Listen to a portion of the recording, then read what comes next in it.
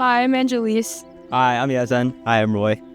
Hi, my name is Sylvie. Hi, I'm Moeljo. Hi, my name's Kayla. Hi, I'm Lauren. Hi, my name is Kaylee. Hi, I'm Michael Matta. I'm Frank Chang.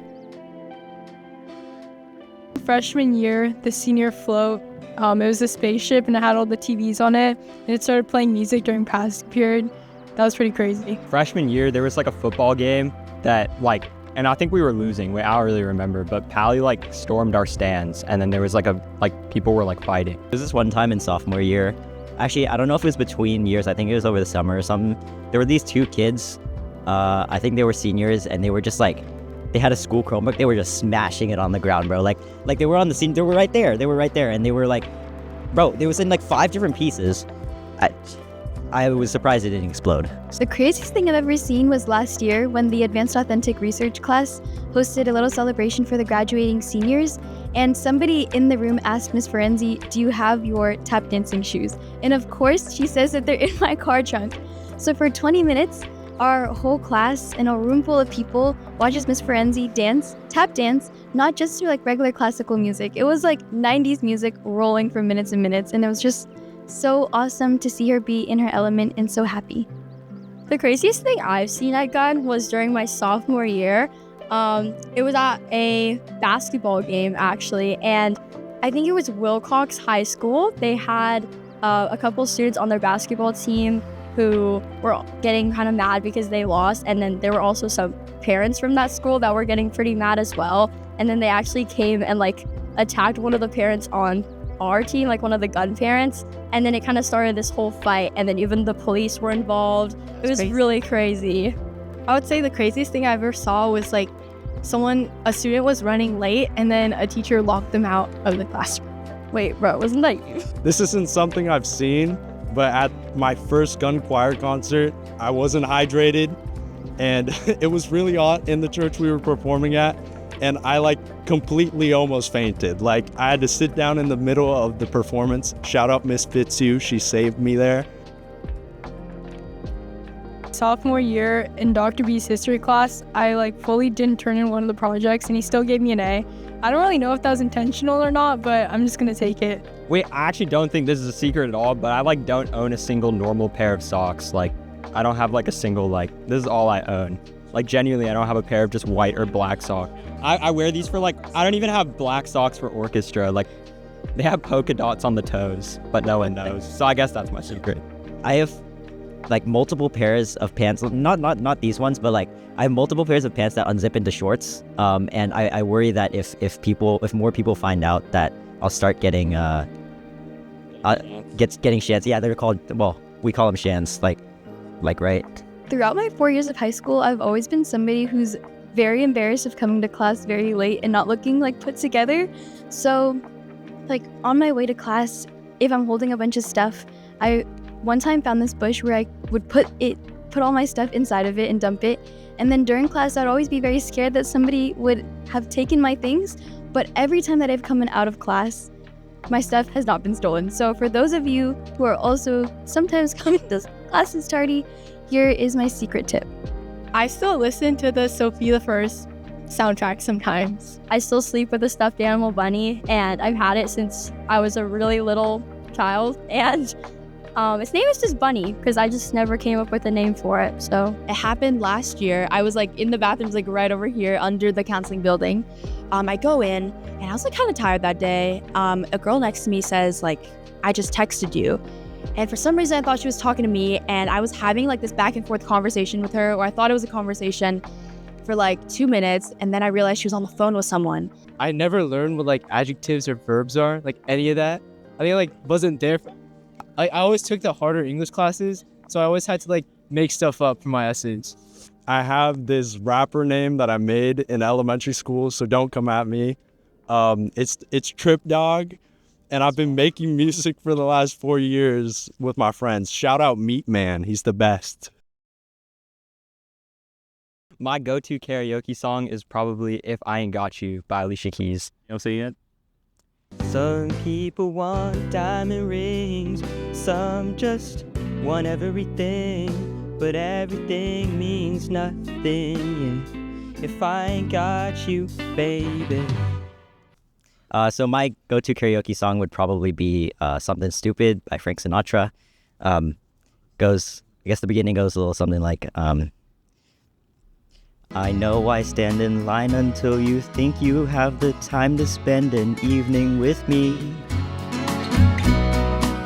And if we go someplace to dance, I know that there's a chance you won't be leaving with me. And afterwards we'll crawl into a quiet little place and have a drink or two. And then I'll go and spoil it all by saying something stupid like I love you. My go-to karaoke song is Love Song by Sarah Bareilles. Love song, 'cause you asked for it, 'cause you need one. You see, I'm not gonna write you a love song. All I Want for Christmas by Mariah Carey. Don't want a lot for Christmas. There is just one thing I need. I don't care about the presents underneath the Christmas tree. I just want you for my own, more than you could ever know. If my wish come true, all I want for Christmas is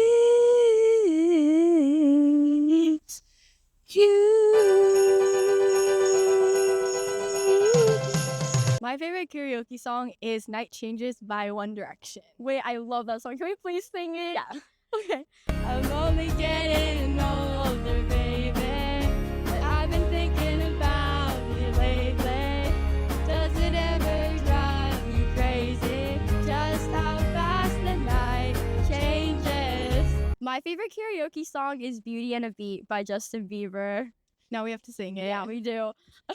We gotta party like it's 30s club tonight. I wanna show you all the finer things in life. So just forget about the world we are tonight. Go-to karaoke song, The Dress by Dijon. We should go out and dance like we used to dance. We should go out and old dance like lovers old dance. And I can tell you who's gonna last.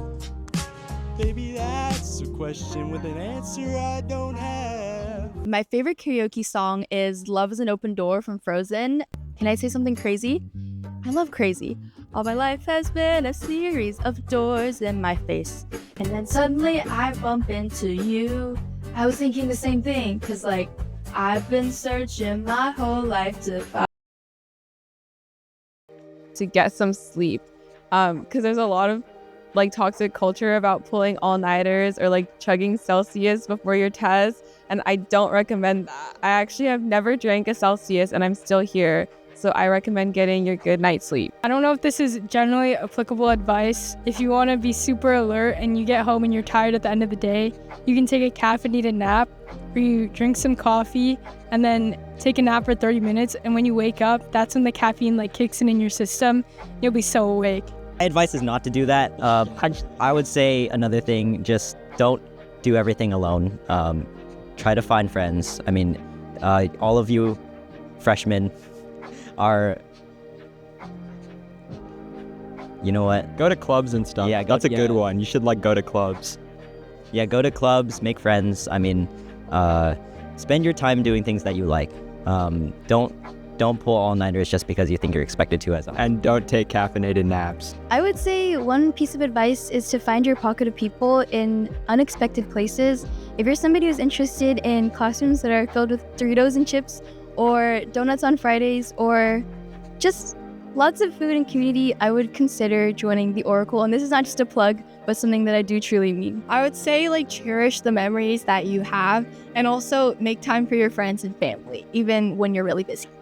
The advice I would give to freshmen for surviving Gunn is honestly that you guys gotta make some sacrifices. I feel like there aren't enough hours in the day and there isn't enough time for you to do absolutely everything that you want to do. So if that means sacrificing doing your English homework over studying for your math test, then so be it. I feel like you got to just make a decision and run with it, and remember that everything will be okay. Because honestly, we don't have time to do everything, and that's okay. Somehow, everything's going to be okay.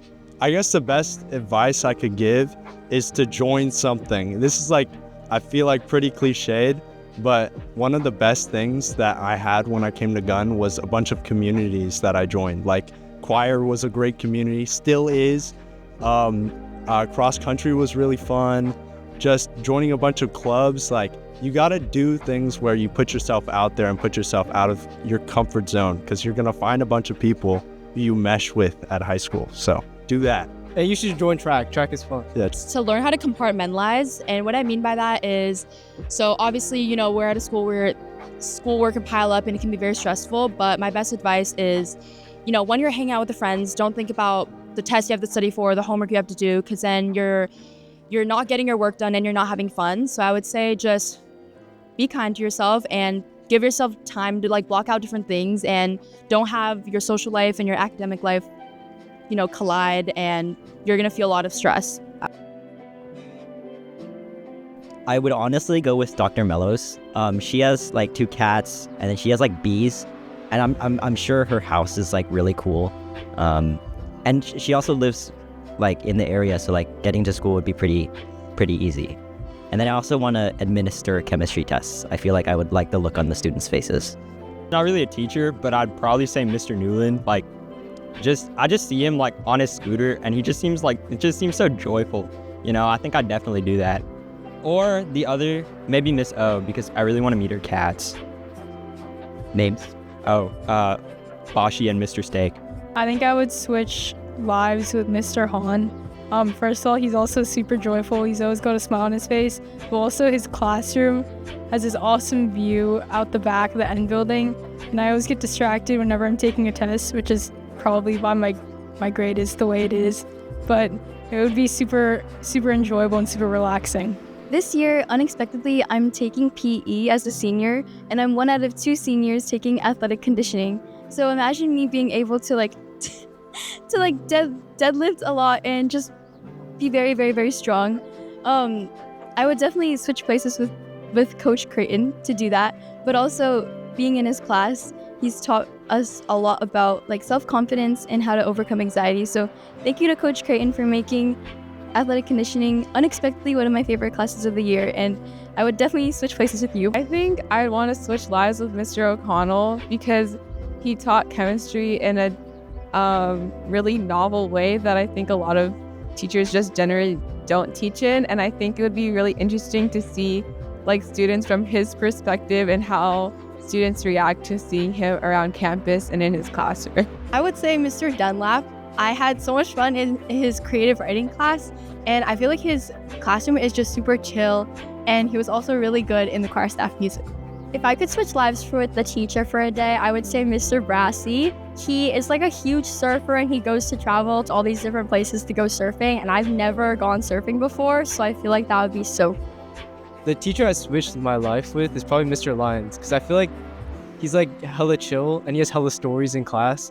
I feel like he just lives like the most like simple life, which is like something I want to live. I would choose my mom because I guess she's the best, and I would know what she has to do in her day-to-day life. I feel like I don't know much about teachers' personal lives. I think I would say either Mr. Yulin, so I can ride around like his like electrical scooter around school, or Mr. Lyons, because he has a lot of aura and he's like really funny.